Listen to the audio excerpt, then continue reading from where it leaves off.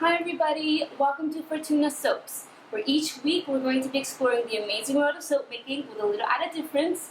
We're going to be learning a little bit of history as well. So this week we're going to be making a face bar soap using rice water and matcha tea with added seaweed and honey.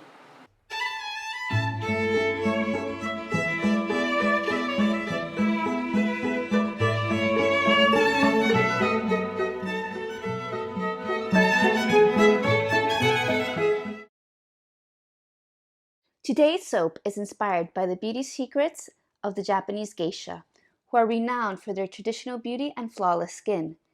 We'll talk a little more about just who the geisha are and our inspiration for this soap a little later on. Before we start making our soap, let's talk a little about lye safety. Lye refers to sodium hydroxide or sodium potassium, both of which are alkali and are used to make different types of soap. For cold processed soap, we're going to be using sodium hydroxide. Lye is a very strong alkali and is extremely corrosive to the skin. During the soap making process, it is important to protect all areas of our skin and our eyes. I recommend wearing long sleeve shirts, pants, and closed-toed shoes, as well as safety goggles and gloves. Gloves can be made of latex, nitrile, or rubber. To be on the safe side, make sure you wear all your safety clothing during the whole process, from mixing soap to unmolding and cutting. Okay, let's take a look at our ingredients. For this recipe, we're going to need some sodium hydroxide, olive oil, coconut oil, water, rice, tea bags, sea salt, spirulina seaweed powder, honey, and a light green mica color powder. Measure out and set aside 1 tablespoon of spirulina seaweed powder and 2 teaspoons of light green mica color powder, and then separately 1 tablespoon of honey. Take 2 tablespoons of your soaping oils and pre-mix them into your seaweed and mica powder mixture. For the lye solution, we're going to use 133 grams of sodium hydroxide and 300 grams of liquid. In this case, a rice water and matcha green tea blend. To make the rice water and tea blend, fill a mug 3/4 of the way up with water and 2 tablespoons of rice. Then heat in the microwave in 3 cycles of 2 minutes, taking the mug out and mixing after each cycle. Then add 2 bags of matcha and ginger green tea or any other tea you prefer. Place the mug in the fridge to let the liquid cool. Rice water contains gamma oryzanol that offers some amazing benefits to the skin, which we'll take a look at a little later on. Matcha and ginger tea also helps soothe and repair skin with its antioxidants, anti-inflammatory, and antimicrobial properties. Once the liquid has chilled, measure out 200 grams of the liquid mix and add 100 grams of ice. Keeping your lye liquids at cooler temperatures counteracts the heat reaction caused once the sodium hydroxide is mixed in, creating less harmful fumes while mixing. Add 1 tablespoon of sea salt to your liquid mix. A little salt will help the soap set and harden quicker. Now we're going to mix in the lye. I've prepared my lye solution beforehand off camera.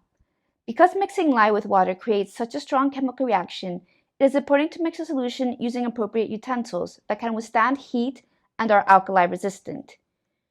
I've used an old protein shake mixing cup with a screw on top made from polypropylene plastic to mix my lye solution in. The screw on top gives me security that if the cup gets knocked over, the harmful lye solution won't leak everywhere. To mix the lye in water, I'll also be using a silicone spatula. It is very important to always remember that you need to mix the sodium hydroxide into the water and not the other way around.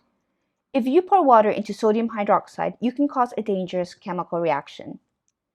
You want to start off by mixing in half of your sodium hydroxide and stirring the mixture gently with your spatula until the lye dissolves, then continuing mixing in the other half. Set that aside for a few minutes until the mixed lye solution turns to a more clear consistency. Okay, let's get to mixing our soap. I've organized everything at hand to make the process smoother and avoid any clumsy accidents.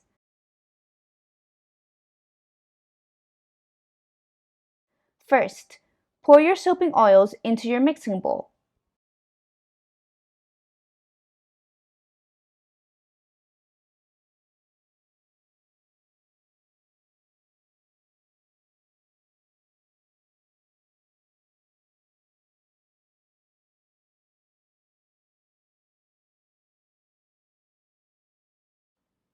Next, mix in your seaweed powder and mica blend.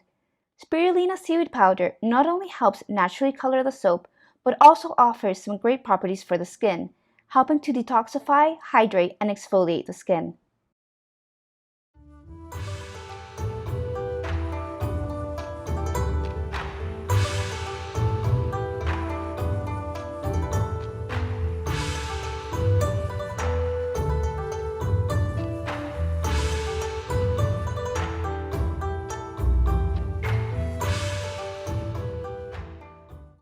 Take your electric beater and place it into your bowl at a 45-degree angle. Give it a tap and move around when inside the bowl to help release any air bubbles that might be trapped inside. This is known as burping your mixer. Next, mix your oils in short bursts and move the mixer around to make sure everything is evenly blended.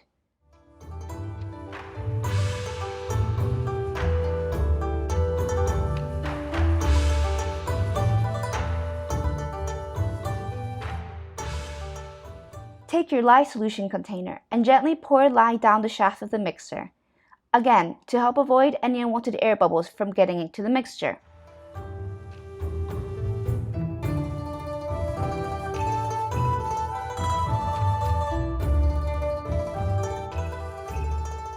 Move your mixer around the bowl by hand first to evenly integrate the lye solution, and then use the mixer again in short bursts, alternating with mixing by hand. Continue this process until you get to a thin or medium trace. So what is trace? Trace is the point in the soap making process when the oils and the lye solution have emulsified, starting the saponification process that makes soap.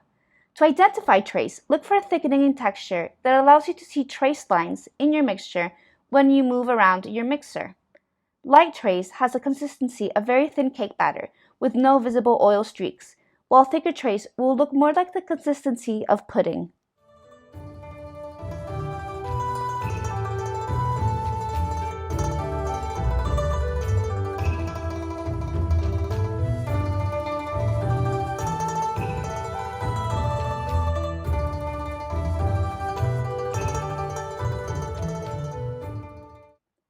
Once you've reached a light or medium trace, go ahead and mix in your honey, again using your mixer in alternation between short bursts and moving it around by hand. Honey is a natural humectant for the skin and has some great healing properties. It can also help create a bubblier lather for your soap. The sugar in honey will make the gelling process in soap speed up, which means the soap will begin to thicken and set quicker, so you may need to move quickly to mold your soap if you see it begin to thicken up too quickly. Now let's get our soap into the mold. Today we're using a silicone and wooden mold that we found online. If you don't have a proper soap mold, you can always line a cardboard box or a resistant plastic Tupperware with baking paper or freezer paper and use that as your mold.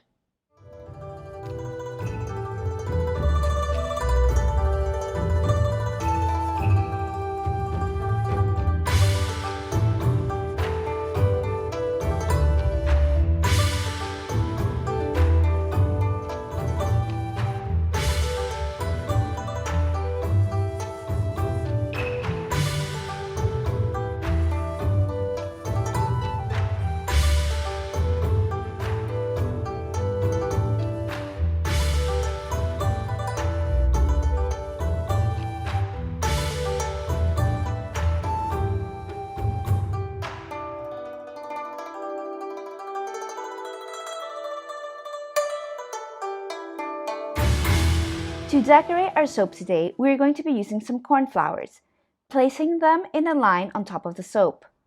Flowers will react when in contact with the soap mixture, naturally turning brown, so keep that in mind when using flowers for your soap design.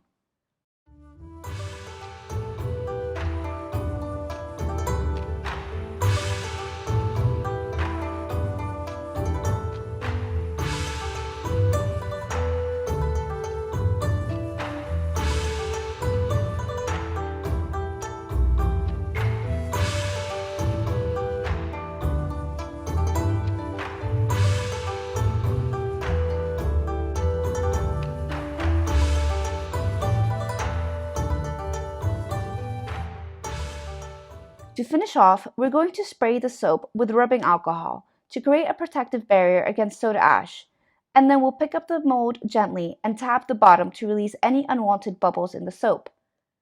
Wait 15 minutes, then spray the soap again with another layer of alcohol. Soda ash occurs when unsaponified lye reacts with the carbon dioxide in the air to create an uneven, white, and ashy layer on top of the soap. Soda ash is a natural occurrence, and soap with soda ash is perfectly safe to use, but for aesthetic purposes, we use alcohol to minimize this effect. Now we're ready to let the soap set. For this recipe, I recommend unmolding and cutting soap between 18 and 24 hours after molding. While we wait to unmold our soap, let's talk a little about our inspiration. It's time for a little bit of history. So just who are the geisha? In Japanese scripture, the word geisha is made of two writing symbols, gei, meaning art, and sha, meaning person or doer. Quite literally, geisha translates into English as performing artist or artisan. The geisha have been around for centuries in Japan, with the predecessors to the geisha culture emerging after 794 CE when the imperial court moved to Kyoto. Even from these early times, the Japanese elite were obsessed with beauty and the arts. Beautiful, accomplished performers thrived in the royal courts, where they would often also act as courtesans in a culture where extramarital affairs were widely accepted. Prior to the 18th century, the first geisha that identified by that name were actually men, who entertained customers waiting to see performing courtesans at what were known as pleasure houses. During this period, female geisha were teenage girls known as odoriko, who kept their chastity and were trained to become skilled performing dancers hired to entertain the noblemen of court and upper-class samurai. When girls grew out of their teenage years and could no longer style themselves as odoriko, they began to style themselves under the name of geisha, like their male counterparts. The first female geisha to officially identify with that name was a courtesan named Kikuya from Fukagawa around 1750 CE, whose popularity skyrocketed throughout the court and led the way for the popularity of the geisha culture. Female geisha became more widespread during the 1760s and 1770s, when they began to work only as entertainers and not as courtesans. By 1800, the profession of the geisha had evolved to be almost completely female. During the 19th century, a distinction was made between the geisha and the courtesans. Geisha, working as entertainers in the same pleasure palaces as the courtesans, were forbidden from selling sex, so as to protect the business of the courtesans, known as the oiran, who also held a high place in society at the time. By 1830, the geisha had surpassed the popularity of the courtesans, who began to be viewed as outdated and gaudy. Geisha became the style icons of the Japanese society, with women emulating the popular fashion trends started by them. Over time, the lure of the geisha evolved to the image we are familiar with today, that of a beautiful Japanese woman dressed in refined clothing, gifted with many artistic accomplishments and professional performers. Now let's talk a little about the geisha's beauty secrets. Japan is known for its rice cultivation, dating back thousands of years, so it's no surprise that rice plays an important role in the geisha's beauty regimen. Geisha women traditionally wash their face and body with boiled down rice water. But why rice? Like we've mentioned before, rice contains a substance called gamma-oryzanol, which has amazing benefits for the skin. Gamma-oryzanol helps boost collagen production in the skin, even out skin tone, smooth down texture, as well as lighten skin when used for an extended period of time. Today we're creating a soap inspired by this practice, using rice water as our main ingredient. Geisha still exist and perform in Japan to this day, often being hired to attend and perform at parties and gatherings, at tea houses, or traditional restaurants. Geisha today can live at their okiya house, the lodging house or drinking establishment to which a geisha is affiliated with during her career, or she can live independently, depending on the norms and culture of the district she lives in. Geisha have remained highly popular in Japanese culture, and their mystique also lures popularity and interest from the outside world, with films portraying their secret world and documentaries giving insights to their daily lives. Okay guys, it's time to cut the soap. Now, I've waited 18 hours to cut this soap batch. We begin by gently taking the soap out of the mold. Once we get the silicone mold out of the wooden box, we can pull it off the soap slab, then place the soap into a soap cutter.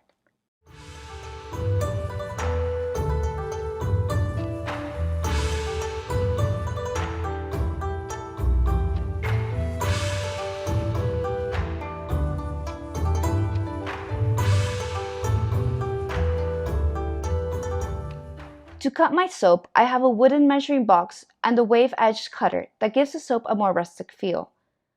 I measure my soap width to be around 2.5 centimeters, which is roughly around 1 inch. Start off by slicing off one thin edge of your soap, then placing the soap up against the measuring block, and put your cutter into the opening, pushing down firmly and evenly as you make your way down the soap. Then lift your blade and gently separate your cut soap, placing it aside.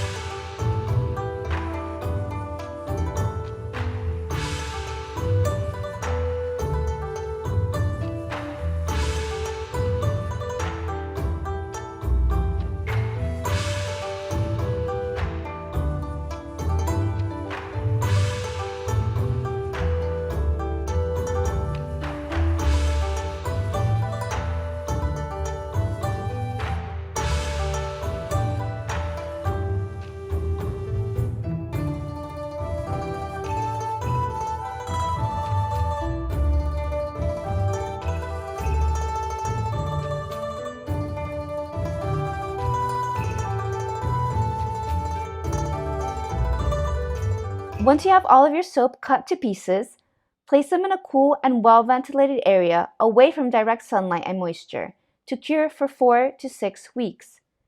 It is vital to let your soaps fully cure during this time to allow any of the unsaponified lye, which is left over, to level out and become safe to use on the skin. So that's it for today. We hope you've enjoyed our geisha-inspired rice water soap. If you enjoyed this video, don't forget to hit the like button and leave us a comment below. Each week we'll be posting a new video tutorial, so make sure you subscribe to our channel. Thank you for watching Fortuna Soaps. Until next time!